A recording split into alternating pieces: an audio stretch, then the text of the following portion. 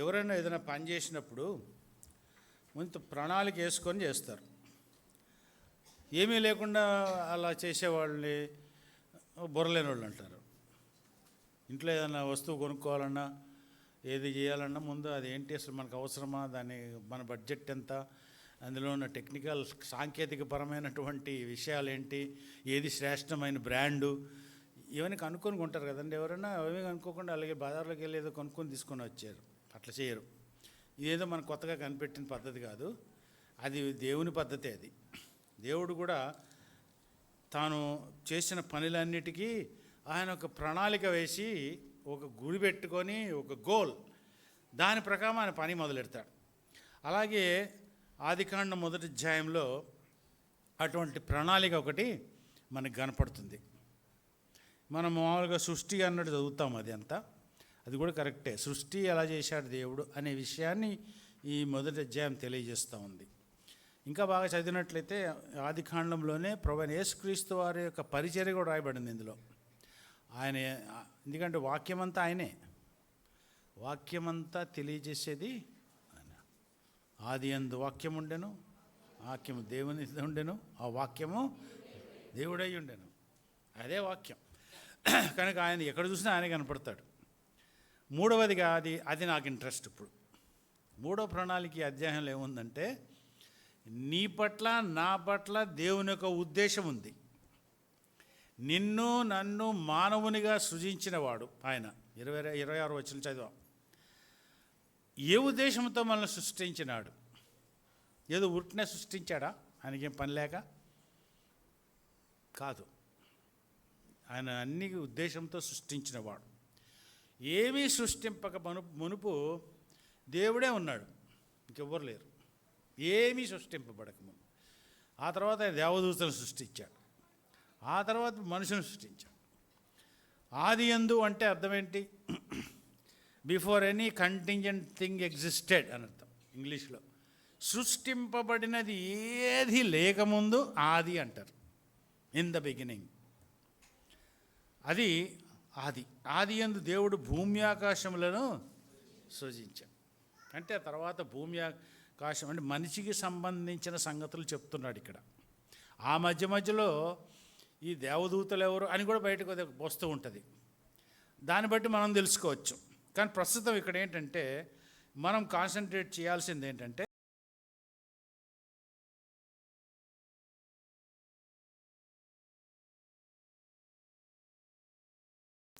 దేవుడు భూమి ఆకాశంలో సృజించాడు అంటే మనల్ని పెట్టుకుందాం అక్కడ. భూమి ఆకాశంలో the crown of creation is man అని చెప్పాం కదా. సృష్టి అంతట్లో ఉత్కృష్టమైనటువంటిది ఎవరు? మానవుడే. అన్నీ ఒకలాగా సృష్టిస్తే మానవుని వేరేలాగా సృష్టించాడు. 2వ అధ్యాయంలో ఉంటుంది అది. ఆదికాండం 1వ అధ్యాయం ఇది సమరీ. 2వ అధ్యాయంలో మానవుడు స్పెషల్ కనుక ఆయన యొక్క దృష్టిలో వాని యొక్క సృష్టిని ఆయన రిపీట్ చేశాడు యాజ్ అ స్పెషల్ క్రియేషన్. ప్రత్యేకమైన సృష్టి కింద వాడిని మంటలో తీసుకొని ఒక ఆకారం చేసి వాని జాజికారంధ్రంలో జీవాత్మ ఊది అంటే దేవుడు ఒక ఎక్సర్సైజ్ చేయాల్సి వచ్చింది. కేక్ బర్త్డే కేక్ క్యాండిల్స్ పెట్టి వెలిగిస్తారు, ఊదరా అంటారు. ఊదరా అంటే పోతాయి అవి.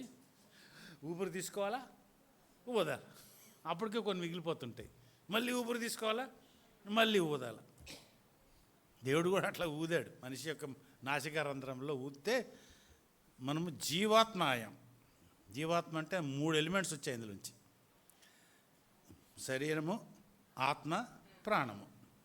1 దశలోనికైకి రాసిన పత్రిక 5వ అధ్యాయం 23వ వచనం 24 వచనాలు చూసినట్లయితే 3 ఎలిమెంట్స్ ఉంటాయి. సరే, దేవుడు మనిషిని మొట్టమొదటి సృష్టించినప్పుడు వాడు నిందారహితుడు. నిందారహితుడు పరిశుద్ధుడేం కాదు, కానీ ఆయన ఇన్నోసెంట్, బ్లేమ్లెస్. పరిశుద్ధత అనేది డిఫరెంట్. అంటే దేవుడు పరిశుద్ధుడు కదా, మనం ఇందా చూసాంగా. ఆయన పరిశుద్ధుడు అంటే పాపము చేయలేడు ఇంకా.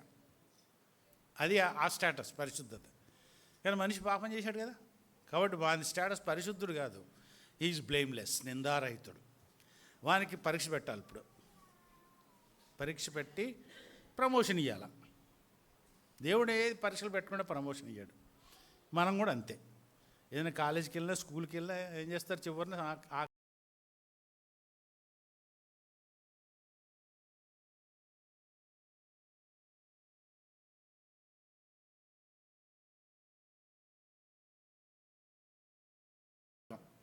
కానీ ప్రిన్సిపల్ ఏంటంటే పరీక్ష పాస్ అవ్వకుండా నెక్స్ట్ స్టేజ్కి పంపించరు. అది మనం కనిపెట్టింది కాదు, దేవుడే పెట్టిన నియమం అది. ఆయన ఏదైనా తోటను నాటి అక్కడ 2 చెట్ల గురించి చెప్పబడింది. ఒకటి జీవవృక్ష ఫలమునిచ్చే చెట్టు, మరి ఒకటి మంచి చెడ్డల తెలివినిచ్చే చెట్టు. ఆ 2 చెట్ల మధ్యలో పెట్టాడు. కానీ ఒకదాని గురించి ఆయన ఇన్స్ట్రక్షన్ ఇచ్చాడు, అంటే నియమం పెట్టాడు ఒకదాని గురించి. ఏమని? మంచి చెడ్డలు తెలివినిచ్చే చెట్టులోని వాడు తినకూడదు, అది తినమన్న వాడు నిశ్చయముగా చేస్తాడు. అంతే అని చెప్పింది నియమం. అది పరీక్ష అన్నమాట. అది మనిషికి పరీక్ష. జీవవృక్ష ఫలం తినొద్దని చెప్పాడా? చెప్పలేదు. అంటే మనిషికి ఏదైతే తినడానికి అవకాశం ఉందో అది మానేసి, దేవుడు ఏదైతే తినకూడదని చెప్పాడో ఆ చెట్టు వృక్షఫలం తిన్నాడు. ఆజ్ఞాతిక్రమమే పాపం. పాపం వలన వచ్చే జీతము మరణం. అలా మరణం సంక్రమించింది. కనుక మరణం అంటే సెపరేషన్, డెత్ అంటే సెపరేషన్, విడిపోవడం. మనిషి కూడా భౌతికంగా ప్రాణం ఎప్పుడైతే విడిపోయి శరీరాన్ని వెళ్ళిపోతుందో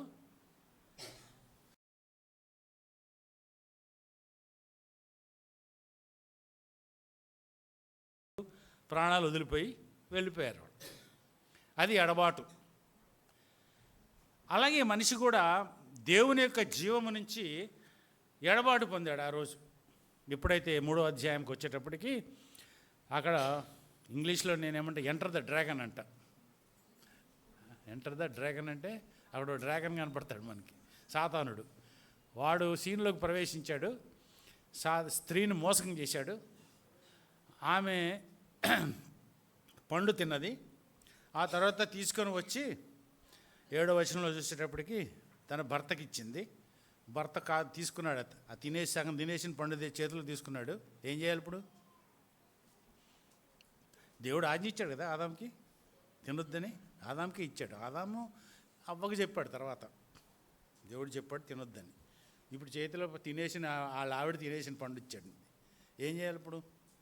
తినకుండా ఉంటే దేవుని ఆజ్ఞ శిరసావహించినట్లు, తినేస్తే దాని అర్థం ఏంటి అంటే ఈ యాడమ్ గారు ఈ మేడం లేకుండా ఉండలేడని, అందుకే తినేశాడు డెలిబరేట్గా. స్త్రీ అయితే మోసగించబడింది, పురుషుడైతే ధైర్యం చేసి తినేశాడు. కనుక పాపంలో పడ్డారు. తర్వాత చాలాసార్లు నడిచినాయి కథలు, చడములు చేసుకున్నారు, అవన్నీ నడిచినాయి.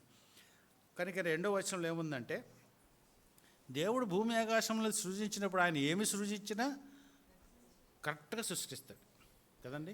ఏమీ అందులో తప్పు ఉండదు, తక్కువ ఉండదు, అంత perfect. His ways are perfect అని ఉంది. అంత పర్ఫెక్ట్గా సృష్టించినప్పుడు ఎంత పర్ఫెక్టో మన సృష్టిని అదిగితే అర్థమవుతుంది. ఒక్కొక్క గ్రహము ఆర్బిట్లో తిరుగుతూ ఉంటుందో కరెక్ట్గా, ఏమి అటు ఇటు కాకుండా. అటువంటి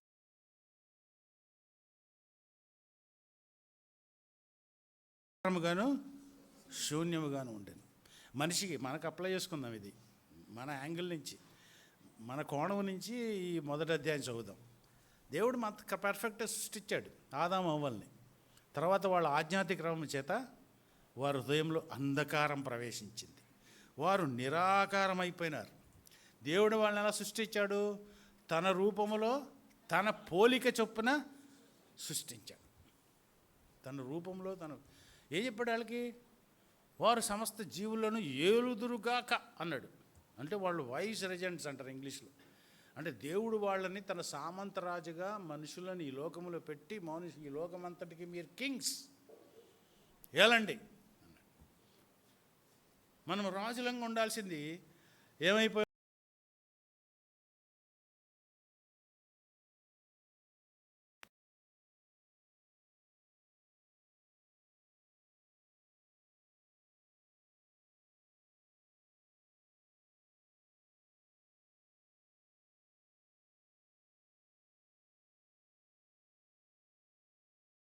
వాడు రోగాధిపతి. వాడు యేసు ప్రభువునే సవాల్ చేస్తాడు. లూకాసు వార్త 4వ అధ్యాయంలో యేసు ప్రభువారిని పెద్ద పర్వతం మీదకి తీసుకెళ్ళి ఈ లోకంలో ఉన్న సామ్రాజ్యాలన్నీ చూపించి, నువ్వు నాకు మొక్కు, ఇవన్నీ నాకు ఇవ్వబడినాయి, అవి నేను నీకు ఇస్తా అంటాడు. ఏం బేరం పెట్టిండండి వాడికి? ఎవడిచ్చాడు వాడికి? వాడు సృష్టించాడా? వాడు సృష్టించలే. మనిషి మాట వినడం బట్టి అధికారం వాడి చేతిలోకి వెళ్ళిపోయింది. అందుకే వాడు లోకాధిపతి అయిపోయాడు. యేసు ప్రభు వారికి ఆఫర్ చేసే అంత స్టేట్కి వచ్చాడు వాడు. చాలా ఎదిగిపోయాడు అనమాట. యేసు ప్రభు వారు అక్కడ కలిగినది ఏది ఆయన లేకుండా కలుగలేదని ఆయన గురించి రాయడంటే ఆయనకే ఆఫర్ పెట్టాడంటే చూడండి, బై 1 get 1 ఫ్రీ కన్నా మించి ఉంది ఇది. ఏమండి సిస్టర్స్, బై 1 get 1 ఫ్రీ అంటే చాలా బాగుంటుంది కదా. ఇంకా ఏదో ఆషాఢ మాసం వస్తుంది, కేజీలు బట్టలు అమ్ముతారు అక్కడ. మీ ఊళ్ళో అమ్ముతారా? అట్లుంది అది. అట్లా అనమాట.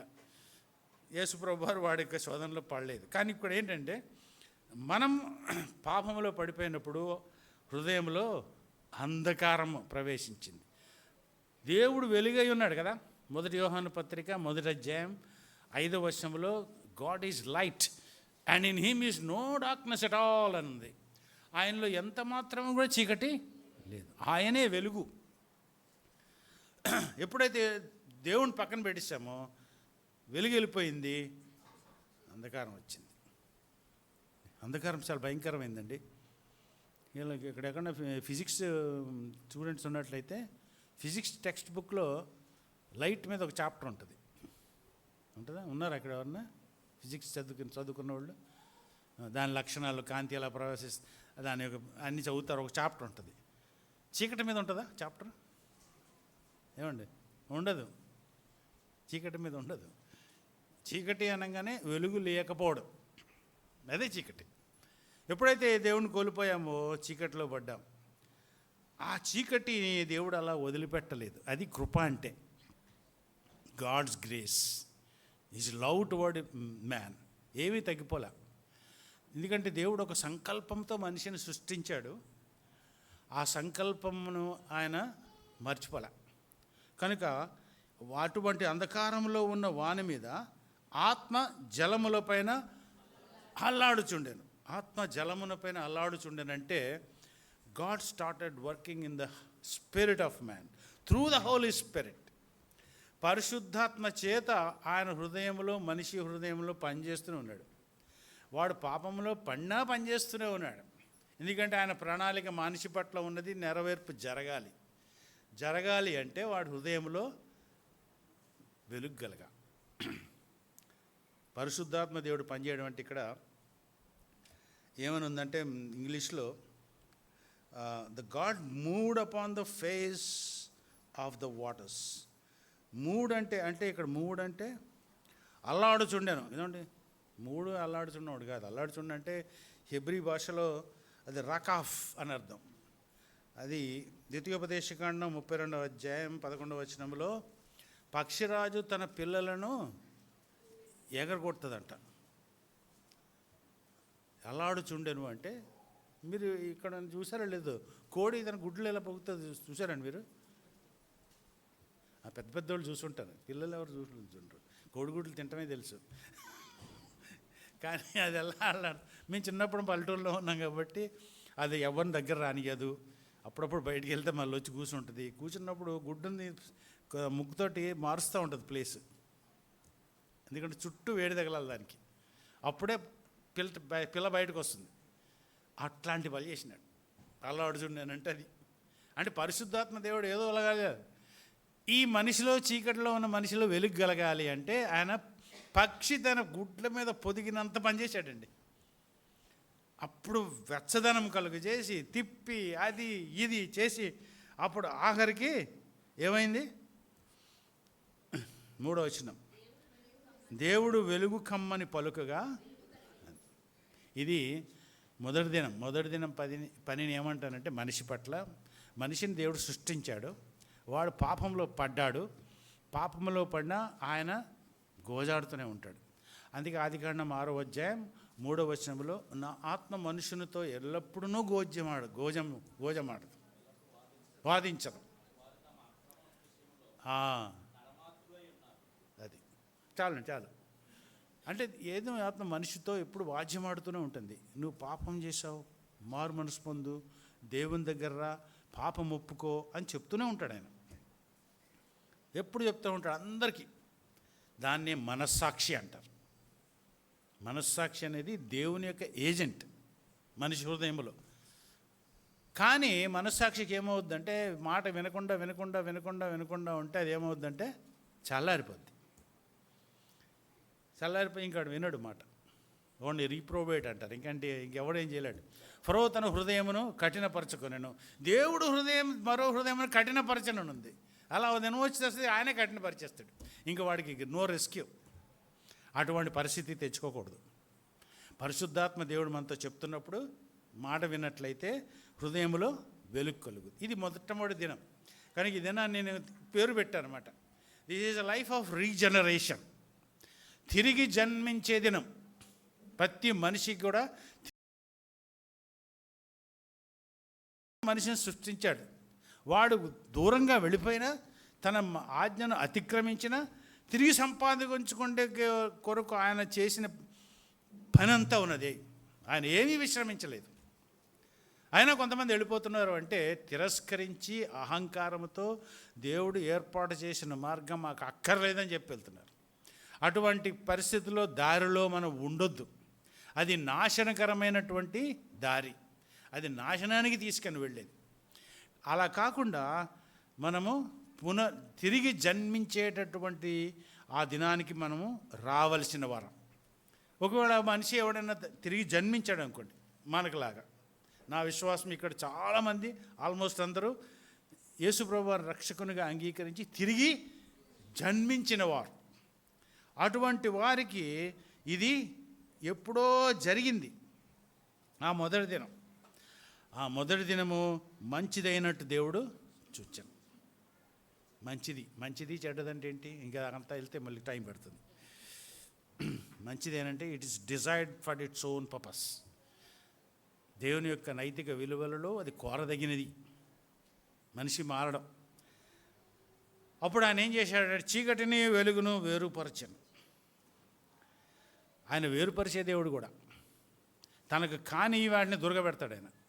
ఒక మనిషి జీవితంలో కూడా తిరిగి జన్మించిన తర్వాత దేవునికి సంబంధించినవి ఉండాలి మన దగ్గర. దేవునికి సంబంధం లేనివి అవి వేరుపరచబడాలి. ఎట్లా వేరుపరచబడతాయి? అప్పుడు అస్తమయమును ఉదయమును కలుగగా మొదటి దినం. ఆయన అస్తమయం అంటే చీకటి పడిపోయే దినం. చీకటి పడిపోయేదంటే మళ్ళీ అంధకారంలో గెలిపోయేటట్టు. అంటే మారు మనసు పొందిన మాత్రాన్ని మీకు కష్టాలు రావని కాదు. కష్టాలు వస్తాయి, శ్రమలు వస్తాయి, శోధనలు వస్తాయి, పడిపోతుంటాము. పాపము చేయమని కాదు, పాపం చేస్తుంటాం. అప్పుడప్పుడు పాపం చేస్తాం. పాపంలో నిలిచి ఉండం కనుక అస్తమయాలు వస్తాయి. కానీ నిరుత్సాహపడిపోవాల్సిన అవసరం లేదు. ఉదయమును కూడా వచ్చేస్తుంది. ఉదయంలోకి వెళ్ళిందంటే రెండో స్టేట్కి వెళ్ళాలి. రెండవ స్థానంలో మనం ఎదగాల. ఏంటి ఆ రెండవ స్థానం? 6వ వచనం. రెండవ దినము మరియు దేవుడు జలముల మధ్య ఒక విశాలము కలిగి ఆ జలములను ఈ జలములను వేరుపరచునుగాకని పలికెను. దేవుడు ఆ విశాలము చేసి విశాలము క్రింది జలములను విశాలము మీది జలములను వేరుపరచగా ఆ ప్రకారమాయను. దేవుడు ఆ విశాలమునకు ఆకాశమని పేరు పెట్టాను. ఇది మనం ఒక విశ్వాస జీవితంలో అప్లై చేసుకుంటున్నాం. ఇది దేవుని యొక్క సంకల్పం ఏంటి? సో మనిషిని దేవుడైతే ఎప్పుడైతే పునర్జన్మం చేసుకున్నాడో, అంటే రక్షించుకున్నాడో, మనిషి మారు మనసు పొందాడో, వాని మధ్య 2 జలముల యొక్క సపరేషన్ జరగాల. మనం మారు మనసు పొందిన మాత్రాన మేము పరిశుద్ధులం అయిపోం. కారణం, మనం ఈ పాత శరీరంలోనే ఉన్నాం. ఈ శరీరం మన శత్రువు. నేను కొన్ని వెర్సెస్ చెప్తాను, అవన్నీ చదివించాను, సమయం అవుద్ది కాబట్టి.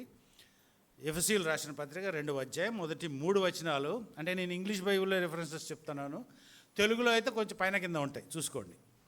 ఎఫెసీ 2వ అధ్యాయం మొదటి 3 వచనాలు మనకి 3 శత్రువులు ఉన్నారు అక్కడ. 3 శత్రువులు, ఒకటి శరీరము, ఒకటి లోకము, ఒకటి సాతాను. ఈ 3 శత్రువులు మనకి. ఆ శత్రువులు మన శరీరమే తీసుకుందాం. ఇప్పుడు మన శరీరమే తీసుకుంటే ఎఫెసీయులు రాసిన పత్రిక 4వ అధ్యాయం 22 నుంచి 26 వచనాలు చూసినట్లయితే, అక్కడ మన యొక్క లక్షణాల శరీరంలో ఒకడు నూతన పురుషుడు, ఒకడు ప్రాచీన పాత పురుషుడు. ఒకడు నూతన పురుషుడు. 2 కొరింథీ 5:17 ప్రకారము ఎవడైనా క్రీస్తునందు ఉన్న యెడల వాడు నూతన సృష్టి, ఒక నూతన సృష్టి. కొలసీలు రాసిన పత్రిక 3వ అధ్యాయం 10వ వచనంలో కూడా ఒక నూతన సృష్టి, ఒక నూతన పురుషుని మనలో పెట్టాడు ఆయన. ఆ పురుషుడే యేసుప్రభువారు. యేసుప్రభు మన హృదయంలోకి వచ్చాడు. ఎప్పుడైతే మన హృదయంలోకి వచ్చాడో ఒక నూతన సృష్టి అయిపోయాం మనం. కానీ ఈ పాత పురుషుడు ఇక్కడే ఉన్నాడు. ఇంకా వీడు ప్రాచీన పాత పడిపోయిన సృష్టికి సంబంధించినవాడు. ఎప్పుడైతే పాతది కొత్తది ఒక పక్కన చేరిందో దే విల్ బి ఫైట్. అందుకే విశ్వాసి లోపల ఎక్కువ పోరాటాలు ఉంటాయి. ఏ పోరాటం లేనివాడు శుభ్రంగా పాపి. వాడు ప్రభువుని రక్షించని వాడికి ఏ పోరాటం ఉండదు హృదయం. ఎందుకంటే వాడు అందులోనే దొరుకుతుంటాడు కాబట్టి. ఎప్పుడైతే రక్షింపబడ్డావో ప్రాచీన పురుషుడు మన శరీరంలో ఉండబట్టి వాడికి మనకి పోరాటం, struggle. So a believer always has a struggle with sin. పాపముతో పోరాటం ఉంటుంది ఎప్పుడు. కానీ ఆ పోరాటం ఎలాంటిదంటే 2 కుక్కలు అంట. 2 కుక్కలను మీ ఇంట్లో పెంచుకుంటున్నారు. ఏ కుక్క బలంగా ఉంటుంది? చెప్పండి, ఏదో ఒకటి చెప్పండి. ఏ కుక్కకి తిండి ఎక్కువ పెడితే అది బలంగా ఉంటుంది. అంతే కదా, సింపుల్ రూల్ అది. అలాగే ఈ 2 పురుషుల్లో ఎవరికి తిండి ఎక్కువ పెడితే అది బలంగా ఉంటుంది. పాప పురుషుడికి బలంగా అన్ని పెట్టామనుకోండి, వాడు సినిమాకి రమ్మంటాడు, సినిమాకి వెళ్ళారనుకోండి, సిగరెట్ తాగమంటే సిగరెట్ తాగననుకోండి అని ఉదాహరణ చెప్తున్నా, వాడు బలపడుతూ ఉంటాడు. నూతన పురుషుడికి మనము వాక్యం చదువుకొని ప్రార్థనలో సమయం గడిపి దేవునితో సమయం గడిపి దేవుని పని చేస్తూ ఉంటే నూతన పురుషుడు బలపడుతూ ఉంటాడు. కనుక ఈ పురుషుళ్ళు ఎవరు బలపడితే మన చేతిలో ఉంది. దేవుడు అలా పెట్టాడు, దానికి మార్గాలు పెట్టాడు, దానికి ఒక సలహా ఉంది, అన్నీ అవైలబుల్. కానీ మనం ఇప్పుడు ఏం చేస్తున్నామో చూసుకోవాలి. ఇది చాలా చెడ్డ పోరాటం ఇది. అందుకే చూడండి, అన్ని దినాల్లోనూ దేవుడు అది మంచిదైనట్టు చూచాను అని ఉంది, కానీ ఇక్కడ లేదు. 2వ దినాన్ని ఆయన మంచిదైనట్టు చూడలేదు. ఎందుకంటే ఈ పోరాటంలో ఎక్కువసారి మనము ఓడిపోతూనే ఉంటాం. ఓడిపోయినా అక్కడే ఉండం. ఒక విశ్వాసికి అవిశ్వాసికి తేడా ఏంటంటే, ఒక విశ్వాసి పడిపోయినా మళ్ళీ లేస్తాడు వాడు. అవిశ్వాసి అసలు లేచిందే కదా, ఇప్పుడే కదా, ఇప్పుడు లేస్తే కదా ఆడు అందులోనే తొలుతూ ఉంటాడు అన్నమాట. అది తేడా. కనుక 2వది ద లైఫ్ ఆఫ్ సెపరేషన్ అని పెట్ట, ప్రత్యేకపరచబడినటువంటి జీవితం కలిగిన వాడు. మనము ఈ 2వ స్థానానికి వెళ్ళినప్పుడు మనం ఏ స్థానంలోనూ పరీక్ష చేసుకోవాలండి. మనము ఈ పోరాటంలో పాపము నుంచి దేవునికి విరోధమైన వాటిని గురించి మనము వేరుపరచబడుతూ ఉన్నామా, లేక ఆ పాతవే ఎక్కువ పట్టుకొని తిరుగుతూ ఉన్నామా? బైబిల్ గ్రంథంలో కూడా వాళ్ళ పాతయే పట్టుకుని తిరిగిన వాళ్ళు ఉన్నారు. పాత వాళ్ళు లోతు కానీ సంసోను కానీ వాళ్ళు ఎక్కడ మంచి విజయోత్సవం అక్కడ గడిపినట్లేదు. ఏదో ఆఖరిలో సంసోను వాళ్ళ వేశాడు కానీ కళ్ళు ఊడబట్టుకొని, కళ్ళుతో వచ్చింది ప్రాబ్లం అంతా. అందుకని కళ్ళు తీసేశాడు దేవుడు. విజయవంతమైన జీవితం జీవించాలని దేవునికి ఉద్దేశం. కనుక మన జీవితంలో పాపము నుంచి దేవునికి అయిష్టమైన వాటి నుంచి మనకి విడుదల కలిగిందా, ఎడబాటు కలిగిందా అనేది ఈ 2వ దినం మనకి తెలియజేస్తూ ఉంది. 3వదిగా చూసినట్లయితే 9వ వచనం నుంచి, ఆ దేవుడు ఆకాశము క్రింద నుండి జలములు ఒక చోటనే కూర్చబడి 6 నెలల కనబడునుగా కని పలుకగా. 3వ దినం అనగానే ఏం గుర్తొస్తుంది మీకు? ఏం గుర్తులేదా? యేసు ప్రభు పునరుద్ధానం. ఆయన 3వ దినాన్ని లేచాడు. 3వ దినాన్ని ఎందుకు లేచాడు? 2వ దినాలు అవ్వచ్చు, మళ్ళీ అందులోకి వెళ్ళామంటే టైం అయిపోయింది. 3వ దినాన్ని ఆయన తిరిగి లేచాడు. పునరుద్ధానం. అక్కడ మరణం అనేది ఓడింపబడింది. అది పునరుద్ధాన బలంకి సాదృశ్యం. కనుక దీన్ని ఏమంటానంటే నేను లైఫ్ ఆఫ్ పవర్. ఒక విశ్వాసి శక్తి కలిగిన జీవము కలిగిన వాడు. ఆ శక్తి మామూలు శక్తి కాదు. పునరుద్ధానం అనేది ద గ్రేటెస్ట్ స్ట్రెంగ్త్, పవర్. ఎందుకంటే మరణం అనేది చాలా బలము గలది కదా. 1 కొరింథీ 15వ అధ్యాయం 26వ వచనములో మరణం అనేది మనకి ఆఖరి శత్రువు అంట. ఆఖరి అంటే ఏ శత్రువు అయినా ఓడించుకుని వెళ్ళిపోవచ్చు, కానీ అక్కడికి వచ్చిన పట్నం పడిపోతుంది. ప్రతి మనిషి కూడా పుట్టినవాడు మరణానికి ఒకరోజు అయిపోతుంది. మరణాన్ని జయించడం మనిషికి కష్టం. కానీ యేసుప్రభు వారిలో ఉంటే యేసుప్రభు మరణాన్ని జయించాడు, మన పక్షాన్ని మరణాన్ని జయించాడు.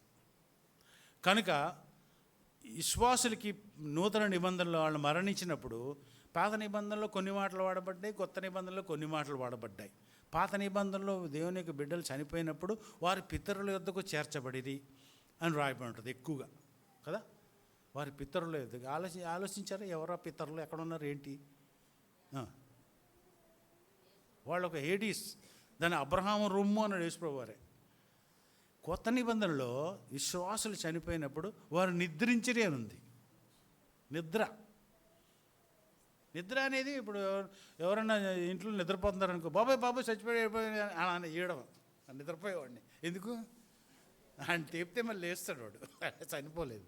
అలాగే చచ్చిపోయిన సాగు ఉంటే ఏడుస్తారు. విశ్వాసుల యొక్క మరణం దేవుని దృష్టిలో అది నిద్ర లాంటిది.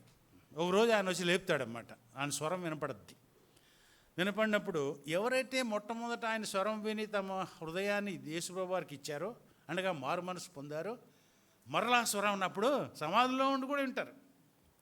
విన్నప్పుడు వారు తిరిగి లేస్తారు. అది లైఫ్ ఆఫ్ పవర్. అందుకే ఫిలిప్పీయులు రాసిన పత్రిక 3వ అధ్యాయం 10వ వచనంలో పౌలు చాలా పరిచర్య చేసి చాలా సంఘాలు స్థాపించి రోమ్ పట్టణంలో చెరసాల్లో ఉండి ఆయన ఏమంటున్నాడు, ఫిలిప్పీయులకు ఉత్తరం రాస్తూ, ఆయన పునరుద్ధాన బలమును ఏ విధము చేతనను ఎరుగు నిమిత్తము ఆ గురి యొద్దకే నేను పరిగెడుతున్నాను. అంటే ఇంకా తెలీదా పౌలు గారు మీకు పునరుద్ధాన బలం అంటే? ఇంకా చదవాల్సిన చాలా ఉంది అంటాడు.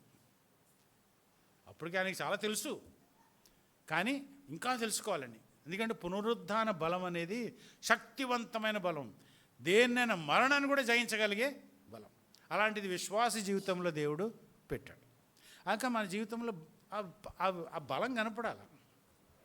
ఏమండి, చిన్న కష్టానికి చిన్న బాధకి మనము దెబ్బ నిలబడిపోతే అది బలం కాదు. ఏ పరిస్థితి వచ్చినా మనిషి చాలా పడగొట్టే పరిస్థితులు వస్తాయి. యోబు కన్నా ఎక్కువ పరిస్థితులు మనకు రాలేదుగా. ఏమండి, యోబుకి చాలా ఆయన ఆస్తి అంతా పోయింది, పిల్లలు పోయారు, ఆరోగ్యం కూడా పోయింది. ఆయన నా సజీవుడైన దేవుని కళ్ళతో చూస్తాడు. ఎంత విశ్వాసం అండి. కనుక దేవుడు ఆయన్ని ఏం చేశాడంటే ప్రమోట్ చేశాడు. అంతకుముందు సాతానికి ఒక సవాల్ పెట్టాడు, చూసావా నా దేవకుడైనటువంటి యోబుని, ఆయన యథార్థవంతుడు, దుష్టత్వమును విసర్జించిన వాడు, అది ఇది అన్నవాడు. చివరికి వచ్చేటప్పటికి చివరి అధ్యాయంలో ఆయనకి అన్ని డబుల్ ఇచ్చాడు. ఆయన ఆస్తి ధనం అంతా డబుల్ పోర్షన్ ఎవరికి ఇస్తారు ఆ రోజుల్లో? ప్రథమ సంతానానికి ఇస్తారు. జ్యేష్ఠుడికి డబుల్ పోర్షన్, డబుల్ బ్లెస్సింగ్ అలా ఇచ్చాడు. అంటే అతన్ని మామూలుగా యథార్థవంతుడి నుంచి జ్యేష్ఠమైన పుత్రుడిగా చేసుకున్నాడు, ప్రమోషన్.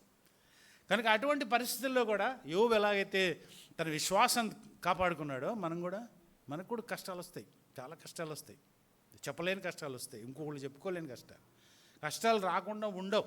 2 తిమోతి 3వ అధ్యాయం 12వ వచనం, భక్తిగా నుండ గోరు వారందరూ కూడా హింస పొందుదురు, ఖచ్చితం.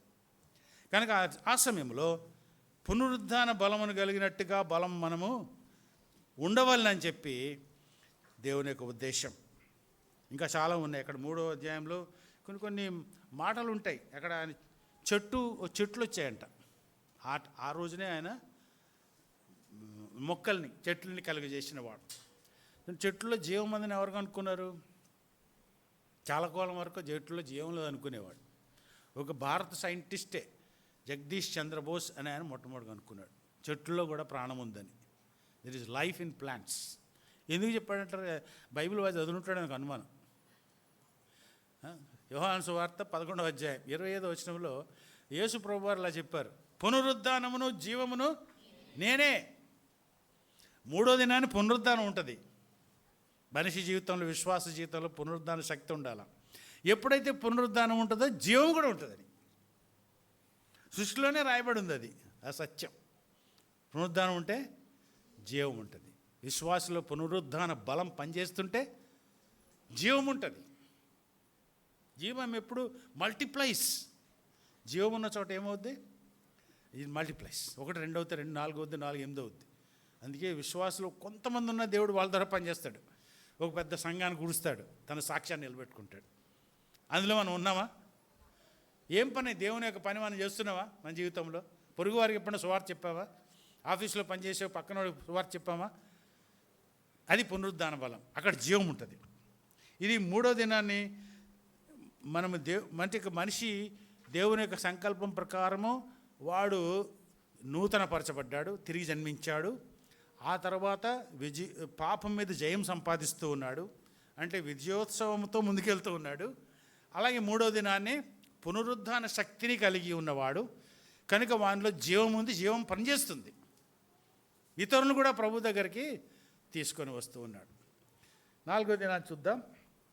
14వ వచనం నుంచి, ఒక విశ్వాస జీవితంలో 4వ దినం యొక్క ప్రక్రియ ఏంటి అది అంటే, ఆయన పగటిని రాత్రిని వేరుపరచినట్లు ఆకాశ విశాలమందు జ్యోతులు కలుగును గాకయనియు, అవి సూచనలను కాలములను దిన సంవత్సరములను సూచించుటకై ఉండు గాకనియు, భూమి మీద వెలుగుచ్చుటకు ఆకాశ విశాలమందు జ్యోతులై ఉండు గాకనియు పలికెను. అనగా విశ్వాసి దేవుని యొక్క సన్నిధిలో దృష్టిలో ఒక జ్యోతిలాగా ఉండాలి, వెలుగును ప్రకాశించేవాడిగా ఉండాలి. అందుకే మత్తయి సువార్త 5వ అధ్యాయం 14వ వచనంలో మీరు లోకమునకు వెలుగు అన్నాడు. ఆ వెలుగు మనం సొంతంగా మందరం చేయలేదు, వెలుగేం రాదు. ఇక్కడ సూర్యుడు, చంద్రుడు, నక్షత్రములని ఇక్కడ వ్రాయబడి ఉన్నాయి. 16వ వచనం చూసినట్లయితే, సూర్యుడు, చంద్రుడు, నక్షత్రం. సూర్యుడు అంటే మలాకీ గ్రంథం 4వ అధ్యాయం 2వ వచనం ప్రకారము ఆయన నీతి సూర్యుడు. సూర్యుడే ఆయన స్వయం ప్రకాశం కలిగినవాడు. ఆయన వెలుగును హీట్ని ప్రసరింపజేసేవాడు ఆయనే. ఆయన బట్టి భూమి మీద ఎనర్జీ వస్తూ ఉంది. అలాగే యేసు ప్రభువారు నీతి సూర్యుడు. ఆయన ద్వారా జీవము ప్రకాశము ప్రకాశిస్తూ ఉన్నది. ఇక్కడ ఈ మూన్, ఈ చంద్రుడు అనేది ఈస్ ఓన్లీ రిఫ్లెక్టర్. అది దానికి సొంతగా కాంతి ఏమీ ఇవ్వదు. సూర్యుడి కాంతిని భూమి మీదకి ప్రకాశింపజేస్తుంది. పాత నిబంధనలో ఒక చంద్రుడిని పెట్టాడు దేవుడు. ఆ చంద్రుడే ఇశ్రాయేల్ దేశం. వాళ్ళకి ధర్మశాస్త్రం ఇచ్చాడు దేవుడు, వాళ్ళకి బయలుపరుచుకున్నాడు తను తానుగా ఆ జనాంగానికి ప్రత్యేకంగా. వాళ్ళు ఈ లోకంలో దేవుని తెలుసుకోవడానికి ప్రకాశించవల్లని ఆయన ఉద్దేశం. వాళ్ళు ప్రకాశించారా? లేదు, ప్రకాశించలేదు. తిరుగుబాటు చేశారు. వాళ్ళని శిక్షించాడు, చెరలోకి పంపించేశాడు. వాళ్ళ దేవాలయాన్ని కూడా కాల్చేశాడు. అది పనిచేయట్లా.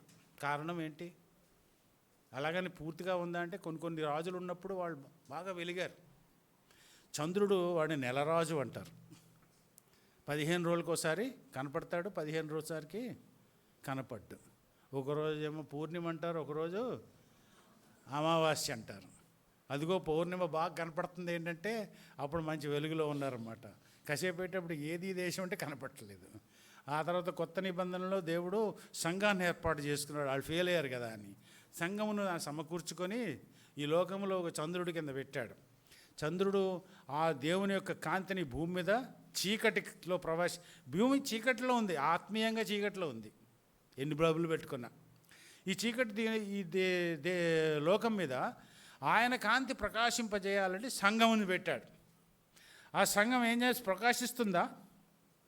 లేదు. ఒక్కొక్కసారి చేస్తుంది. మంచి దైవ సేవకుడు లీడర్షిప్ బాగుంటే సంఘం వృద్ధి చెందుతుంది, అంతా చుట్టూ వెలుగు ప్రకాశిస్తుంది. కానీ ఒక దినం వచ్చేటప్పటికి ఆ సంఘం అంతా దెబ్బలాడుకొని కోర్టు కేసులకి వెళ్ళి అటెళ్ళి ఇటెళ్ళి సాక్ష్యమే పోయా. ఎక్కడుంది ఆ సంఘం అంటే ఎక్కడుంది? ఎవరికి తెలుసు? ఎవరికి తెలియదు. అంత చీకటి భయం. అట్లాంటి పరిస్థితికి వచ్చాం. ఇంకా నక్షత్రాలను కూడా సృష్టించాడు. నక్షత్రాలు ఎవరు? నీవు నేనే. వ్యక్తిగతంగా మనం దేవునికి సాక్షులుగా ప్రకాశించవాలి. కానీ ఇంగ్లీష్లో ఏమన్నారంటే చిన్నపిల్లలకు పాట కూడా నేర్పుతారు, ట్వింకిల్ ట్వింకిల్ లిటిల్ స్టార్ అని. వినలేదా? ట్వింక్లింగ్ చేస్తారంట. ట్వింక్లింగ్ అంటే మిణుకు మిణుకుమంటాయి ఈ నక్షత్రాలు. మా ఊరిలో కొన్ని నక్షత్రాలు ఉంటాయి, అవి సంవత్సరానికి 2 సార్లే మిణుకుమంటాయి. ఒకటి క్రిస్మస్ రోజుని, మరొకటి ఈస్టర్ రోజుని. మిగతా రోజుల్లో ఎక్కడో తెలియదు ఎవరికి. మీ ఊర్లో సంగతి నాకు తెలియదు. మీ ఊళ్ళో సంగతి ఎక్కువ వెలుతురిస్తాయేమో అని ఆశిస్తున్నాను నేను. కానీ మా ఊళ్ళో అట్లా కాదు కనుక అవి ఏం చేస్తాయి, అప్పుడప్పుడు మిణుకుమంటాయి. ఏదో రివైవల్ మీటింగ్ పెడితే, ఏదో ఉజ్జీవ కూడికలు పెడితే అప్పుడు 2-3 రోజులు మిణుకుమంటాయి, తర్వాత మామూలే. అటువంటిది స్టార్స్ అలా ఉన్నాయన్నమాట. కానీ దీన్ని ఏమంటానంటే విశ్వాస జీవితంలో లైఫ్ ఆఫ్ టెస్టిమనీ అంటే సాక్ష్యపు జీవితం కలిగి ఉండాలి. ఎలాగైతే ఈ జ్యోతులు వెలుగును ప్రకాశింపజేస్తూ ఉంటాయో, ప్రతిబింబింపజేస్తూ ఉంటాయో, అలాగే మనం కూడా దేవుని యొక్క వెలుగును ప్రకాశింపజేయాలంటే మన సాక్ష్యము బాగుండాలి. అపోస్తలుల కార్యం 1వ అధ్యాయం 8వ వచనంలో ఆయన పునరుద్ధానమైన తర్వాత అపోస్తలు శిష్యులతో ఏమన్నాడంటే, యెరూషలేములో ప్రార్థనలో గడపమన్నాడు. ఎందుకంటే ఆయనకు ఒక ఉద్దేశం ఉంది. మీరు యెరూషలేములోను, యూదయలోను, సమరయలోను భూదిగంతముల వరకు నాకు సాక్షులై ఉందురు. ఆయనకు సాక్షులుగా ఉండడానికే మళ్ళీ ఆయన ఈ లోకంలో ఉంచింది, రక్షించిన తర్వాత కదండి. మత్తయి సువార్త 25వ అధ్యాయంలో ఒక్కొక్కరు తలాంతులు ఇచ్చాడు. 5 ఇచ్చాడు, 2 ఇచ్చాడు, 1 ఇచ్చాడు. ఆఖరిదైనా ఆయన వచ్చి లెక్క అడుగుతున్నాడు. 5 ఉన్నవాడు ఇంకో 5 సంపాదించాడు. మరి నువ్వెన్ని సంపాదించావు, నేనెన్ని సంపాదించాను, ఇంకోళ్ళు 2 అన్న సంపాదించాడు. ఇద్దరికి ఒకటే స్టేట్మెంట్ ఇచ్చాడు, enter in to my Joy how I faithful servant అని. ఆ ఒకటిచ్చినోడు విశ్వాసి కాదు కనుక దేవుడి మీదే నెపం పెట్టాడు. ఎలా ఉంది మన యొక్క సాక్షి జీవితం? ఎవరైనా ఇతరులకు సువార్త చెప్పామా, ప్రభు దగ్గర నడిపించామా? మన ద్వారా ఎవరైనా యేసు ప్రభు వారి శిష్యులు చూడండి, అంత్యోకయలో మొట్టమొదట శిష్యులకి క్రైస్తవులని పేరు పెట్టారంట. 11వ అధ్యాయం 26వ వచనంలో అపోస్తలుల కార్యంలో రాయబడి ఉంది. అక్కడ క్రైస్తవులు అని పేరు పెట్టిన దాంట్లో యాక్చువల్ గ్రీక్ పదం ఏంటంటే దే ఆర్ లిటిల్ క్రైస్ట్ అని అర్థం. అంటే వీరు బోధించుచున్న క్రీస్తువులనే బతుకుతున్నారండి. వాళ్ళు ఏం చెప్తున్నారో వాళ్ళ జీవితం కూడా మ్యాచ్ అవుతుంది. అందుకని వాళ్ళు క్రైస్తవులు అని పెట్టారు. క్రైస్తవులు అంటే క్రీస్తు లాంటి వారు అని అర్థం. మనం అలా ఉన్నామా? చెప్పగలరా ఎవరన్నా క్రీస్తులాగే ఉన్నామని? అయితే మన నోరు తెరిస్తేనే అసలు భయమా? ఆ విధంగా ఉండాలి, సాక్షి జీవితం కలిగి ఉండాలి. అది these are the steps of growth. విశ్వాస జీవితంలో ఒక మెట్టు నుంచి మరొక మెట్టుకి ఎదిగిపోతూ ఉండాలి. ఇది 4వ దినం. 5వ దినముకి వచ్చేటప్పటికి 5వ దినములో దేవుడు జీవము కలిగి చలించు వాటిని జలములు సమృద్ధిగా పుట్టించును గాకనియు, పక్షులు భూమిపైన ఆకాశ విశాలములో ఎగురును గాకని పలికెను. ఇక్కడ ఆయన 2 సృష్టించాడు. ఆ 2లో ఒకటి ఆకాశ పక్షులు, మరొకటి సముద్రంలో ఉండేటటువంటి జల జంతువులన్నీ, వాటిని సృష్టించాడు. ఇవి దేనికి సాదృశ్యం అంటే a day of first of all overcoming life. జయించు జీవితం కలిగి ఉండాలి దేవుని బిడ్డలు. జయించు జీవితం. జయించు జీవితం అంటే ఏంటి? విశ్వాసమే జయించు జీవితం. 1 యోహాను పత్రిక 5వ అధ్యాయం 4వ వచనంలో ఈ జయించు జీవితం అంటే ఇందా చెప్పాం కదా, మనిషికి శత్రువులు ఎంతమంది ఉన్నారు? శరీరము, లోకము, సాతాను. ఈ 3 దుర్భేద్యమైనటువంటి శత్రువులు మనకి. ఈ శత్రువులు జయించడం అంటే మామూలు విషయం కాదు. వాడిని జయించాలంటే విశ్వాస మూలముగానే జయించాలి. చూడండి, శరీరంను జయించాలి అంటే ప్రార్థన జీవితం ఉండాలి. మత్తయి సువార్త 26వ అధ్యాయం 41వ వచనంలో యేసు ప్రభువు వారి శిష్యులు గెత్సేమనే తోటలో ప్రార్థన చేయమంటే వాళ్ళు నిద్రపోతా ఉన్నారు. ఆ నిద్రపోతున్నప్పుడు యేసు ప్రభువు వారు ఏం చెప్పారు? The flesh is week, you pray that you may not enter into temptation. శోధనలో పడకున్నట్టు ప్రార్థనలో ఫ్లెష్ ఈజ్ వీక్, మీరు శోధనలో ప్రవేశించకున్నట్లు మెలకువగా ఉండి ప్రార్థన చేయండి. ఆత్మసిద్ధమే కానీ శరీరము బలహీనమని పేతురుతో చెప్పాను. కనుక శరీరాన్ని మనము జయించాలి అంటే ప్రార్థనలో ఎక్కువ సమయం గడపాలి. ఆ శక్తి దేవుని దగ్గర నుంచి వస్తుంది. దేవునితో ఎక్కువ సమయం గడిపితే ఆ శక్తి మనలోకి వస్తుంది. దేవునితో ఏదో గడిచి కొన్ని రోజుల వరకు బైబిల్ చదవకుండా దేవునిలో సమయంలో ఆయన సన్నిధిలో సమయం గడపకుండా ఉన్నట్లయితే మనం బలహీనులము. గలతీయులకు రాసిన పత్రిక 5వ అధ్యాయం 17వ వచనంలో పరిశుద్ధాత్మకు శరీరానికి అవి శత్రువులు అంట. దేవుడు త్రిత్వమైన దేవుడు కదా. త్రిత్వమైన దేవుళ్ళలో ఒక్కొక్కరికి శత్రువులు ఉన్నారు. యాకోబు పత్రిక 4వ అధ్యాయం 4వ వచనంలో అక్కడ ఈ లోకముతో స్నేహము దేవునికి విరోధమని మీరు ఎరుగరా అని ఉంది. అంటే తండ్రికి ఈ లోకం అనేది శత్రువు. ఆ విధంగానే కుమారునికి సాతాను శత్రువు. మత్తయి 13వ అధ్యాయం 25వ వచనం. ఆ సాతాను వచ్చి ఆయన గోధుమలు జల్లిన తర్వాత వాడు గురుగులు జల్లిపోయాడట. వాడు శత్రువు. అలాగే గలతీయులకు రాసిన పత్రిక 5వ అధ్యాయం 17వ వచనం చూసినట్లయితే ఇక్కడ శరీరము ఆత్మకును, ఆత్మ శరీరమునకును విరోధముగా అపేక్షించను. ఇవి ఒకదానికొకటి వ్యతిరేకముగా ఉన్నవి కనుక మీరేవి చేయ నిశ్చయింతురో వాటిని చేయకుందరు. ఆత్మ మన శరీరంలో పనిచేసి దేవుని మాటకు విధేయతను తీసుకొని వచ్చేవాడు. కనుక ఆయన మాట వినలేదనుకోండి, పరిశుద్ధాత్మ దేవుడు చాలా సున్నితమైన వాడు. మనకి సలహా ఇస్తుంటాడు కానీ బలవంతం చేయడు. ఆయన మాట విన్నట్లయితే మనకి జయించు జీవితం వస్తుంది. విశ్వాసి జయించు జీవితంలో ముందుకు కొనసాగవలెనని దేవుని యొక్క సంకల్పం. రెండవదిగా చూసినట్లయితే ఇక్కడ 5వ దినాన్ని దేవుడు జలములలో వాటి జాతి ప్రకారము జలములు సమృద్ధిగా పుట్టించిన మహా మత్స్యములను జీవము కలిగి చలించి వాటినన్నిటినీ దాని జాతి ప్రకారం రెక్కలు గల ప్రతి పక్షిని సృజించాను. అది మంచిదని దేవుడు చూచాను. మీరు ఫలించి అభివృద్ధి పొంది సముద్రములలో నిండి ఉండుడని పక్షులు భూమి మీద విస్తరించును గాకని వాటిని ఆశీర్వదించెను. ఇంకా పక్షులు అనేవి జయ జీవితమును సూచనగా ఉన్నాయి. పక్షులు పైకెలా ఎగురుతాయండి.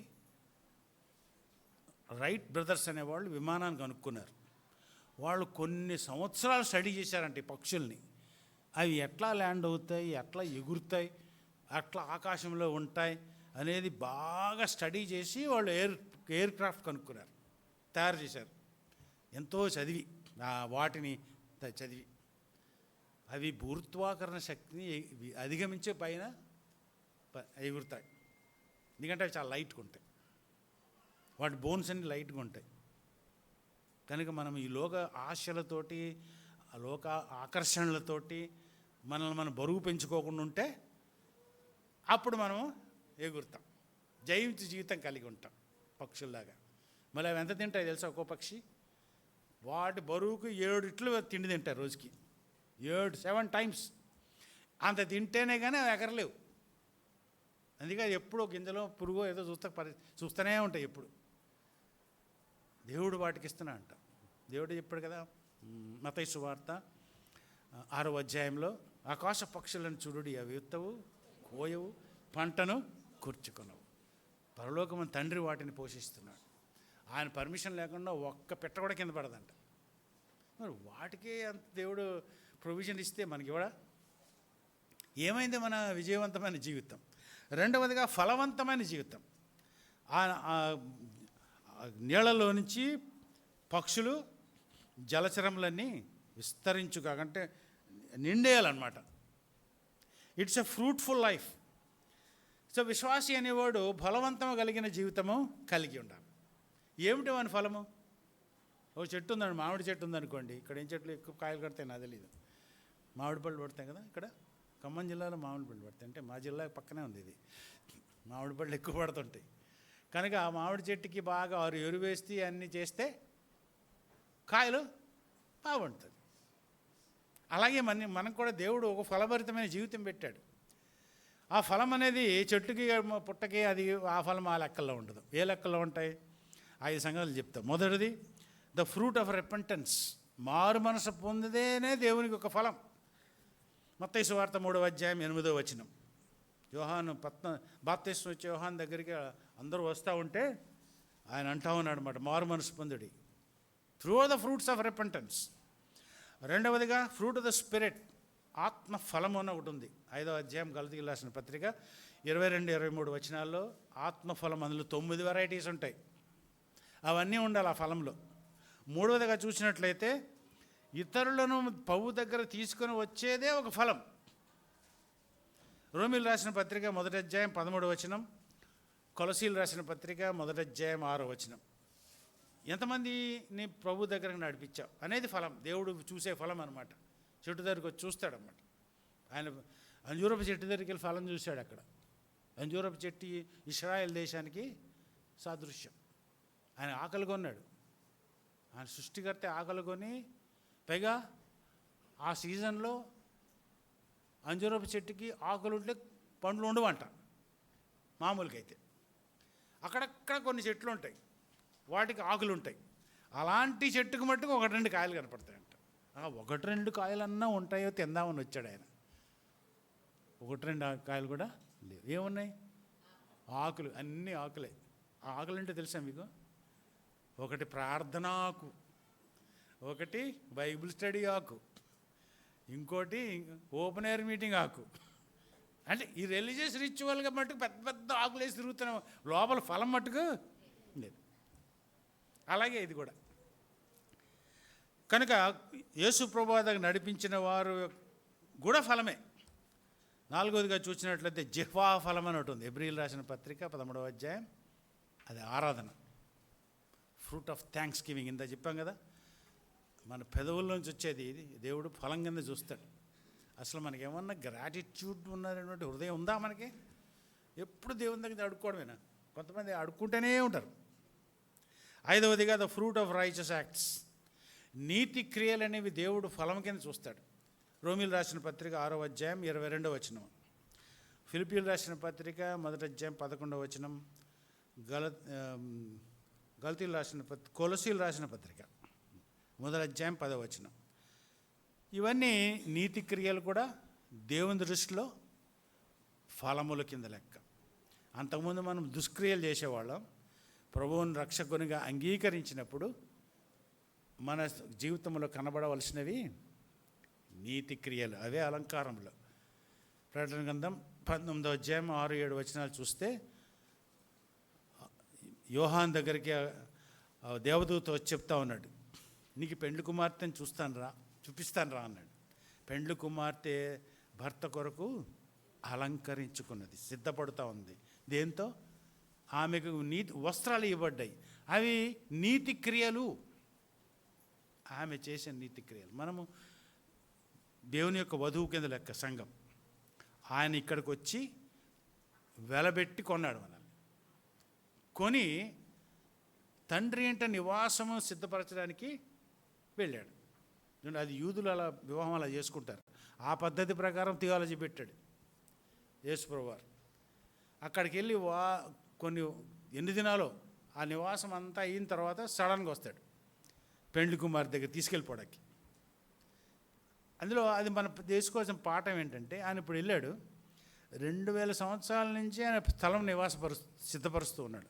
మరి ఎంత గ్రేటో మనకు తెలియదు. అది 2000 సంవత్సరాల నుంచి ఆయన విశ్వాసుల కొరకు స్థలము, అంటే ఏ ఫిజికల్గా మ్యాన్షన్స్ ఉంటాయి అనుకోకండి, అవి మనకి ఇచ్చే బహుమానాలు.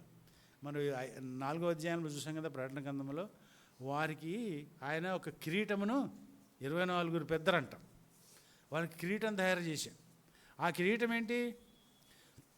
బైబిల్ గ్రంథంలో 2 రకాల కిరీటాలు ఉంటాయి. ఒకటి స్టెఫనోస్, ఇంకోటి డయాడమ్. అవన్నీ స్టెఫనోస్ అంటే ఈతి క్రియలు చేసిన వారికి రోమా సామ్రాజ్యంలో ఒక ఒలీవలతో ఒక కిరీటంలో చేసి ఎత్తివి పెడతారు. అది నువ్వు ప్రభు కోసం ఏం చేశావు?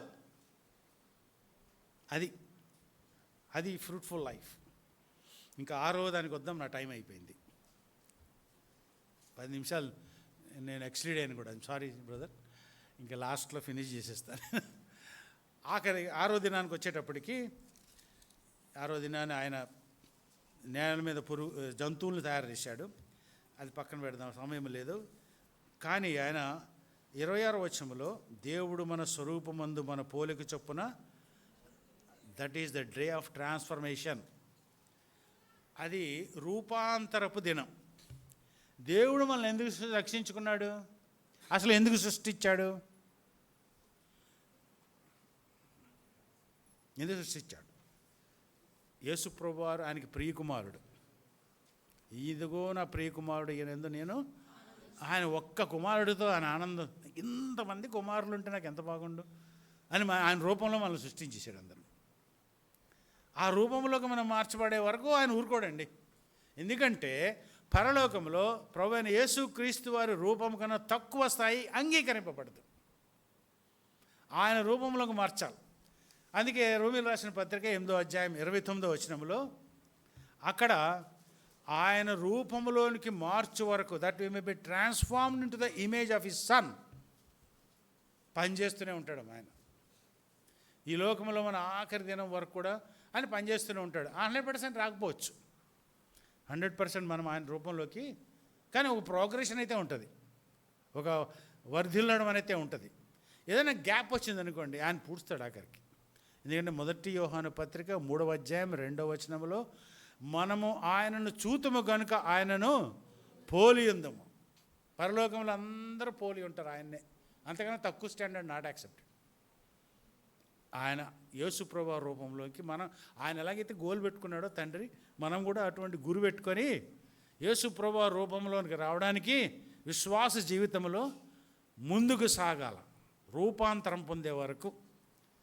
అప్పుడు ఆయన మన పోలిక చొప్పున మన రూపములో మానవుని సృష్టిద్దాం అనే దేవుని యొక్క సంకల్పం అల్టిమేట్గా నెరవేరుతుంది.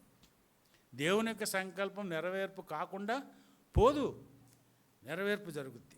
కానీ నువ్వెక్కడ ఉండదని ఈ సంకల్పం దేవుడు మనకి నియమించాడు. మనం ఎక్కడున్నాం? ఇప్పుడు 6 స్టెప్పులు చెప్పారు. 6 స్టెప్పులు ఎక్కడున్నామండి?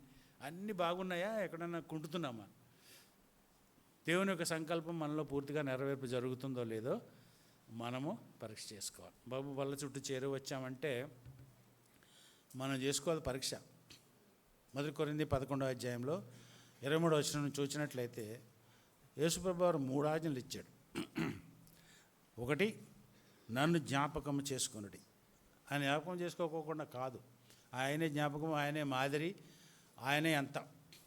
2వదిగా, నేను వచ్చే వరకు నా మరణమును ప్రచురించుదురు. ఆయన వచ్చే వరకు ఆయన మరణాన్ని ప్రచురిస్తాం. అంటే ఆయన గురించి ఇతరులకు చెప్తూనే ఉంటాము, సాక్ష్యం కలిగే ఉంటాం.